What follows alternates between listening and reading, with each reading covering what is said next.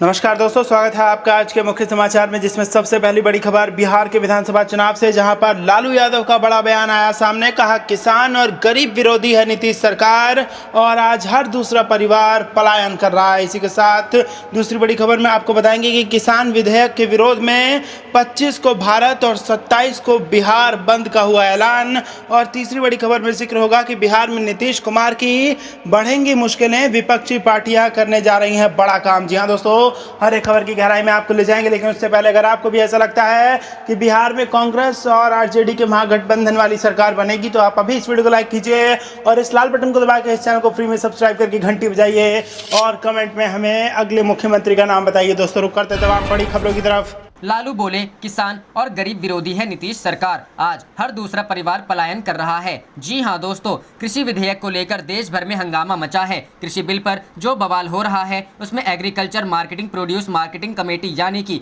APMC पर काफी जोर दिया जा रहा है। बिहार में 2006 में भाजपा और नीतीश सरकार द्वारा एपीएमसी बंद किए जाने को लेकर बिहार के पूर्व मुख्यमंत्री लालू प्रसाद यादव ने केंद्र और राज्य सरकार पर हमला बोला है। लालू प्रसाद यादव ने ट्वीट करते हुए लिखा कि किसान और गरीब विरोधी नीतीश भाजपा ने बिहार में 2006 में एपीएमसी बंद कर दिया था। उसका दुष्परिणाम यह हुआ कि तब से बिहार सरकार के कुल खाद्यान्न लक्ष्य का 1% भी कभी एमएसपी पर नहीं खरीदा गया। इससे गरीबी बढ़ी और यह पलायन का मुख्य कारण बना। आज हर दूसरा परिवार पलायन करता है। कृषि क्षेत्र के लिए घोषित आर्थिक पैकेज में एसेंशियल कमोडिटी एक्ट और agriculture produce market committee act में बदलाव प्रमुख है। अगर एपीएमसी एक्ट में संशोधन से किसानों को लाभ मिलता है तो बिहार के अन्नदाता सबसे आगे होते, क्योंकि बिहार में 2006 से ही एपीएमसी एक्ट नहीं है, फिर भी वहां किसानों की स्थिति बद से बदतर होती गई। राजद सुप्रीमो का कहना है कि नीतीश और मोदी की सरकार किसान विरोधी सरकार है। सरकार के गलत फैसले के कारण ही राज्य में गरीबी बढ़ी है। राज्य के लोगों के पलायन के पीछे यही मुख्य कारण है।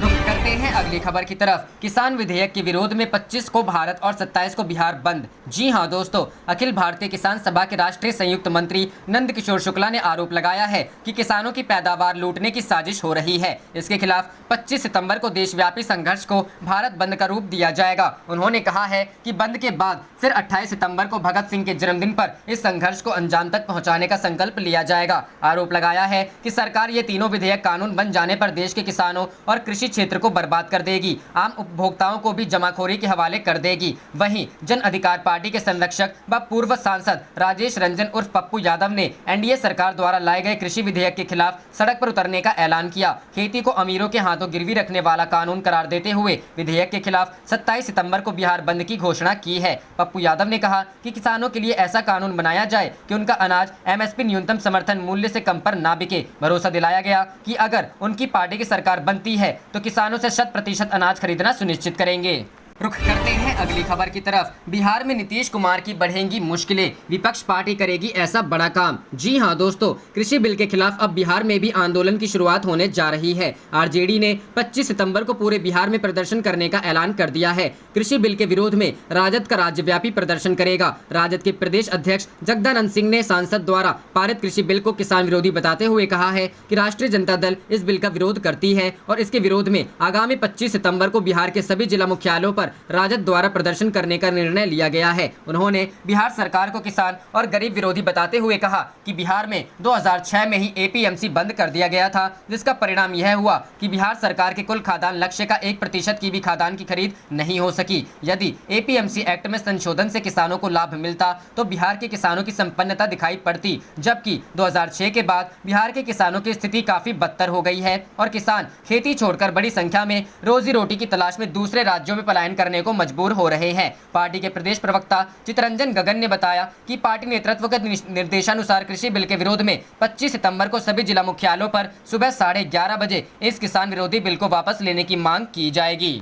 रुक करते हैं अगली खबर की तरफ। आरजेडी विधायक शुरू करने जा रहे फूड चेन, जनता को खिलाएंगे लालू जी की आपन थाली। जी हां दोस्तों, विक्रमगंज से राजद विधायक संजय कुमार सिंह ने फूड चेन शुरू करने का निर्णय लिया है। विक्रमगंज की जनता के लिए वो एक होटल की स्थापना करने जा रहे हैं। उन्होंने होटल का नाम लालू जी के आपन थाली 20 रुपया में भरपेट रहुआ लोग खाली रखा है, जिसका उद्घाटन 22 सितंबर को मुंबई के पुष्पा स्टील कंपनी के प्रोपराइटर प्रमोद दुगड़ करेंगे। विधायक संजय कुमार सिंह ने बताया कि लालू यादव गरीबों के मसीहा हैं और उनका एक ही सपना रहा है कि बिहार में कोई व्यक्ति भूखे पेट ना सोए। लालू यादव के इसी सपने को साकार करने के लिए उन्होंने होटल की स्थापना करने का मन बनाया है। उन्होंने बताया कि उद्घाटन समारोह में शहर के हिंदू के पुरोहित, मुस्लिम धर्म के मौलवी, सिख ईसाई के पादरी के साथ साथ शहर के कई सम्मानित बुजुर्ग शामिल होंगे। समारोह की अध्यक्षता विधायक संजय कुमार सिंह खुद करेंगे। विधायक ने बताया कि होटल का नाम रखने की प्रेरणा उन्हें साउथ से मिली है। उन्होंने बताया कि जब वो तिरुपति बालाजी के दर्शन करने गए थे तो वहाँ एक अम्मा जी की थाली नाम से होटल था।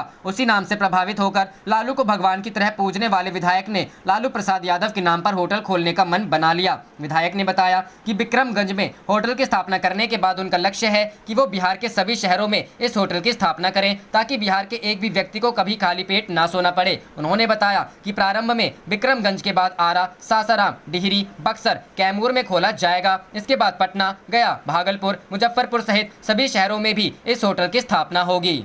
रुख करते हैं अगली खबर की तरफ। विधानसभा चुनाव के वक्त पुनः पैकेजिंग कर एक ही पुल के अनेक टेंडर निकाल रही सरकार। तेजस्वी, जी हां दोस्तों, बिहार के नेता प्रतिपक्ष तेजस्वी यादव जल्द होने वाले विधानसभा चुनाव से पहले फुल फॉर्म में नजर आ रहे हैं। उन्होंने सत्ता पक्ष पर जमकर निशाना साधते हुए कहा कि यह सरकार सिर्फ वादे करती है, उसे पूरे नहीं करती। 2014 के चुनाव में विशेष राज्य का दर्जा देने की बात कही गई थी, जो अब तक नहीं मिला। इसके बाद 2015 में बहुचर्चित विशेष पैकेज में भी अब तक नहीं दिया गया है। तेजस्वी ने पथ निर्माण मंत्री नंद किशोर यादव पर हमला करते हुए कहा कि नीचे बिहार के पथ निर्माण मंत्री के कुछ स्क्रीनशॉट हैं जो पता नहीं कितनी बार चुनावों उपचुनावों के वक्त एक ही पुल के अनेक यथाशीघ्र टेंडर निकलवा चुके हैं। उन्होंने कहा कि आज चुनाव के वक्त फिर 5 वर्ष बाद पुनः पैकेजिंग हो रही है। बिहार के लोग मूर्ख नहीं हैं, इनको सब काम और वर्षों के वादे चुनाव के समय याद आते हैं और चुनाव जाते ही भूल जाते हैं। अपने अगले ट्वीट में तेजस्वी यादव ने लिखा, बीजेपी नीतीश सरकार और बिहार के लिए खरपतवार बन चुकी है। बिहार की खुशहाली और बेहतरी के लिए अब की बार खरपतवार को उखाड़ फेंकना होगा,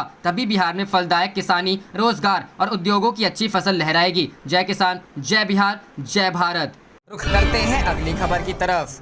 सुप्रीम कोर्ट का बड़ा फैसला, कहा लोकतंत्र में संसद व सड़कों पर हो सकता है विरोध प्रदर्शन। जी हां दोस्तों, सुप्रीम कोर्ट ने सोमवार को कहा कि संसदीय लोकतंत्र में संसद में और सड़कों पर विरोध प्रदर्शन हो सकता है, लेकिन सड़कों पर इसे शांतिपूर्ण होना चाहिए। विरोध प्रदर्शनों को लेकर कोई सार्वभौमिक नीति नहीं हो सकती, क्योंकि हर मामले में परिस्थितियां अलग अलग हो सकती हैं। दिल्ली के शाहीन बाग में पिछले साल नागरिकता संशोधन अधिनियम विरोधी प्रदर्शनों के खिलाफ दायर याचिकाओं पर फैसला सुरक्षित रखते हुए justice SK Kaul, justice Aniruddha Bose और जस्टिस कृष्ण मुरारी की पीठ ने और उसके प्रोटोकॉल के अनुपालन के बाद में वहां स्थिति सामान्य हो गई थी। पीठ ने कहा कि कुछ ऐसी परिस्थितियां थी जो परिदृश्य में आ गई थी और यह किसी के हाथ में नहीं थी। फिर भगवान ने खुद हस्तक्षेप किया। शशांक देव सूदी समेत वकीलों की दलीलों का संज्ञान लेते हुए पीठ ने कहा, हमें विरोध के अधिकार और सड़कों को अवरुद्ध करने के बीच संतुलन स्थापित करना होगा। हमें इस मसले से निपटना होगा। इसके लिए कोई सार्वभौमिक नीति नहीं हो सकती, क्योंकि मामले दर मामले के आधार पर हालात अलग अलग हो सकते हैं। याचिका दायर करने वाले के अधिवक्ता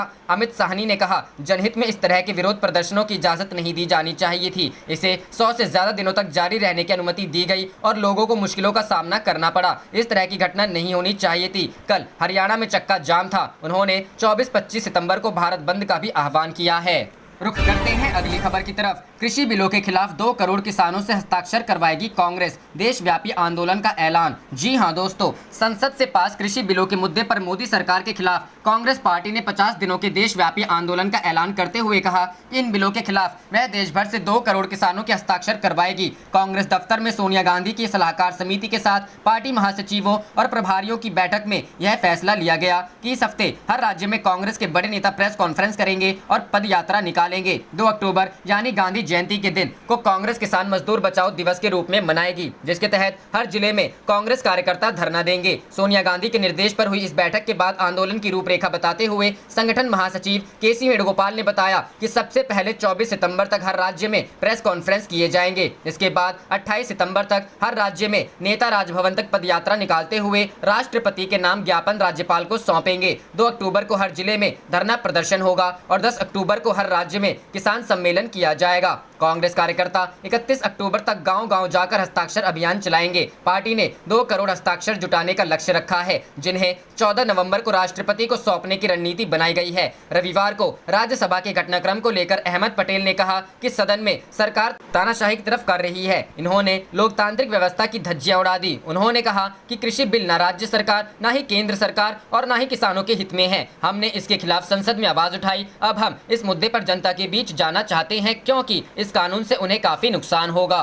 रुख करते हैं अगली खबर की तरफ। केंद्र पर बरसी ममता बनर्जी, कहा किसानों को डरा रही सरकार, कल से करेंगे नॉनस्टॉप प्रदर्शन। जी हां दोस्तों, केंद्र सरकार की ओर से मानसून सत्र में पारित किए गए कृषि विधेयकों के खिलाफ विपक्ष लगातार विरोध कर रहा है। पश्चिम बंगाल की मुख्यमंत्री और टीएमसी प्रमुख ममता बनर्जी ने कहा कि सरकार किसानों को डरा रही है। केंद्र सरकार कोरोना महामारी का हैंडल नहीं कर सकी है और अब वे खाद्य संकट पैदा करना चाहती है। तृणमूल कांग्रेस मंगलवार से इसके खिलाफ सड़क पर उतरेगी और धरना प्रदर्शन करेगी। मुख्यमंत्री ममता बनर्जी ने कहा कि किसानों को डराया जा रहा है। 8 सांसदों को निलंबित कर दिया गया। हमें लगता है कि टीएमसी और अन्य दलों के सांसदों ने किसानों के लिए सही काम किया है। किसानों को उनकी जमीन से वंचित किया जा रहा है। यह किसानों से जमीन हड़पने का तरीका है। कोरोना महामारी से निपटने को लेकर केंद्र की तैयारियों पर ममता ने कहा कि केंद्र सरकार कोरोना को रोक पाने में नाकाम रही है और अब वह खाद्य संकट की स्थिति पैदा करना चाह रही है। किसानों को डराया जा रहा है। तृणमूल कांग्रेस कल से इसके खिलाफ सड़क पर उतरेगी और धरना प्रदर्शन करेगी। हम कल से नॉन स्टॉप प्रदर्शन शुरू करने जा रहे हैं। उन्होंने कहा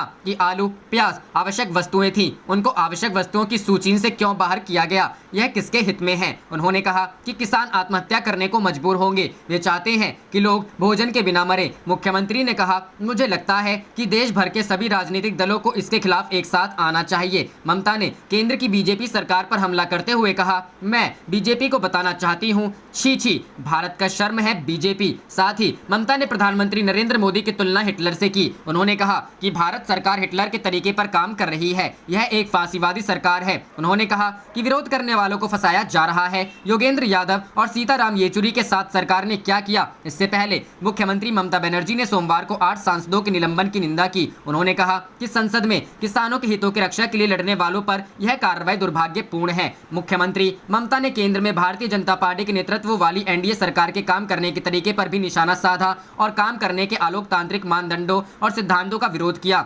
मुख्यमंत्री ममता ने ट्वीट कर कहा, किसानों के हितों की रक्षा के लिए लड़ने वाले 8 सांसदों का निलंबन दुर्भाग्यपूर्ण है और यह इस निरंकुश सरकार की मानसिकता को दर्शाता है जो लोकतांत्रिक मानदंडों और सिद्धांतों का सम्मान नहीं करती है। तृणमूल कांग्रेस के राज्यसभा नेता डेरेक ओ ब्रायन समेत 8 विपक्षी सदस्यों को रविवार को कृषि विधेयकों के पारित होने के दौरान उच्च सदन में हंगामा करने को लेकर सोमवार सुबह मानसून सत्र के बाकी बचे दिनों के लिए राज्यसभा से निलंबित कर दिया गया। कृषि विधेयकों को लेकर विपक्षी सांसद लगातार विरोध कर रहे हैं। राज्यसभा ने तृणमूल कांग्रेस के डेरेक ओ ब्रायन और डोला सेन, कांग्रेस के राजीव सातव, रिपुन बोरा, नासिर हुसैन, आम आदमी पार्टी के संजय सिंह और सीपीएम के रागेश व ई करीम को निलंबित कर दिया। इस निलंबन पर ममता बनर्जी ने बीजेपी पर लोकतंत्र की हत्या करने का आरोप लगाते हुए अपने ट्वीट में कहा, हम वहीं झुकेंगे और हम संसद में और सड़कों पर इस फासिस्ट सरकार से लड़ेंगे।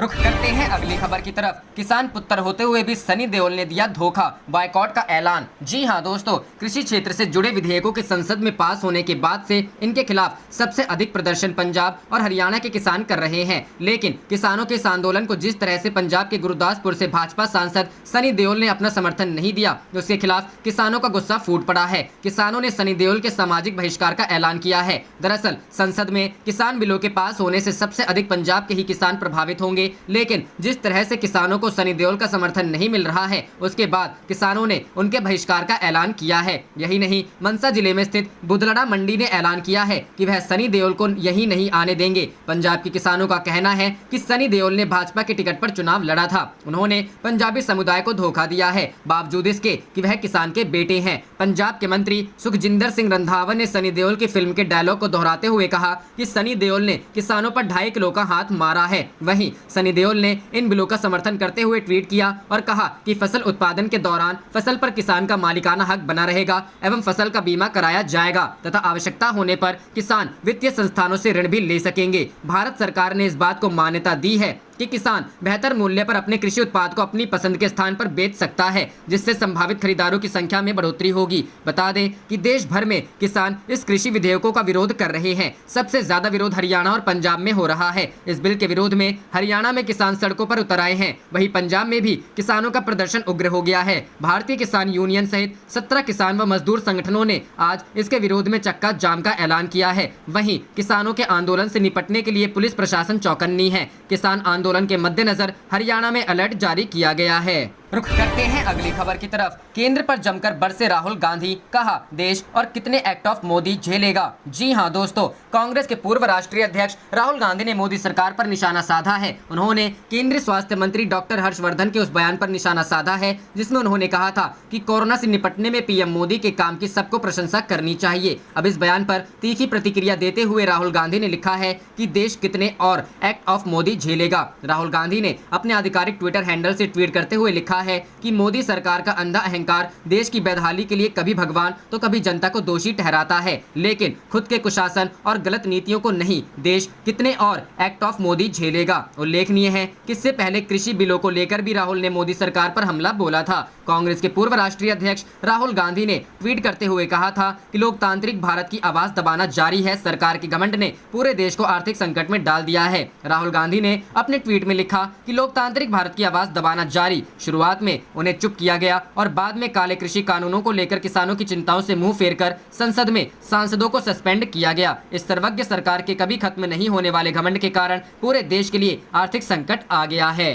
रुख करते हैं अगली खबर की तरफ। नीतीश सरकार पर तेजस्वी का हमला, बिहार की खुशहाली के लिए इस खरपतवार को उखाड़ फेंके। जी हां दोस्तों, बिहार के पूर्व उप मुख्यमंत्री और राष्ट्रीय जनता दल नेता तेजस्वी यादव ने नीतीश कुमार की सरकार पर निशाना साधा है। उन्होंने एक ट्वीट में लिखा है कि बीजेपी नीत नीतीश सरकार बिहार के लिए खरपतवार बन चुकी है। तेजस्वी यादव ने प्रदेश के लोगों से नीतीश सरकार को बाहर करने की अपील की है। तेजस्वी यादव ने ट्वीट में लिखा, बिहार की खुशहाली और बेहतरी के लिए अब की बार इस खरपतवार को उखाड़ फेंकना होगा, तभी बिहार में फलदायक किसानी, रोजगार और उद्योगों की अच्छी फसल लहराएगी। जय किसान, जय बिहार, जय भारत। तेजस्वी ने यह ट्वीट केंद्र सरकार के उस फैसले के बाद किया है जिसमें रविवार को 2 कृषि बिल को मंजूरी दी गई। आरजेडी समेत तमाम विपक्षी दल इसका विरोध कर रहे हैं। इस बिल को ध्यान में रखते हुए तेजस्वी यादव ने बीजेपी और नीतीश सरकार के खिलाफ हमला बोला है। तेजस्वी यादव ने कृषि बिल के खिलाफ बिहार में 25 सितंबर को आंदोलन करने की चेतावनी दी है। इससे पहले तेजस्वी यादव ने ट्वीट में लिखा था, बिहार के 7 करोड़ युवाओं का वर्तमान और भविष्य बर्बाद करने वाले मुख्यमंत्री बताएं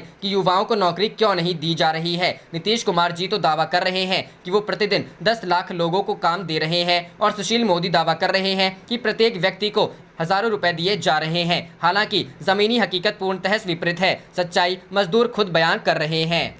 रुख करते हैं अगली खबर की तरफ। पीएम मोदी के कार्यक्रम के बीच तेजस्वी ने दिलाई याद विशेष दर्जा और पैकेज का क्या हुआ। जी हां दोस्तों, बिहार में विधानसभा चुनाव के पहले प्रधानमंत्री नरेंद्र मोदी लगातार राज्य को तोहफा दे रहे हैं। प्रधानमंत्री आज 179 राष्ट्रीय राजमार्ग योजनाओं का शिलान्यास कर रहे हैं। इसके अलावा प्रधानमंत्री पटना रिंग रोड और गांधी सेतु के समानांतर नए पुल का शिलान्यास भी कर रहे हैं। लेकिन इन योजनाओं के शिलान्यास कार्यक्रम के बीच नेता प्रतिपक्ष तेजस्वी यादव ने प्रधानमंत्री को 5 साल पुराने वादों की याद दिलाई है। नेता प्रतिपक्ष तेजस्वी यादव हैं प्रधानमंत्री नरेंद्र मोदी से 2014 के चुनाव में किए गए विशेष राज्य के दर्जा और 2015 के विधानसभा चुनाव के दौरान स्पेशल पैकेज पर किए गए वादे की याद दिलाई है। तेजस्वी यादव ने ट्वीट करते हुए लिखा है, 2014 के चुनाव में विशेष राज्य का दर्जा, 2015 में बहुचर्चित विशेष पैकेज जो अभी तक नहीं दिया गया। बिहार के पथ निर्माण मंत्री के कुछ स्क्रीनशॉट है जो पता नहीं कितनी बार चुनावों उपचुनावों के वक्त एक ही पुल के अनेक यथाशीघ्र टेंडर निकलवा चुके हैं। आज फिर 5 वर्ष बाद पुनः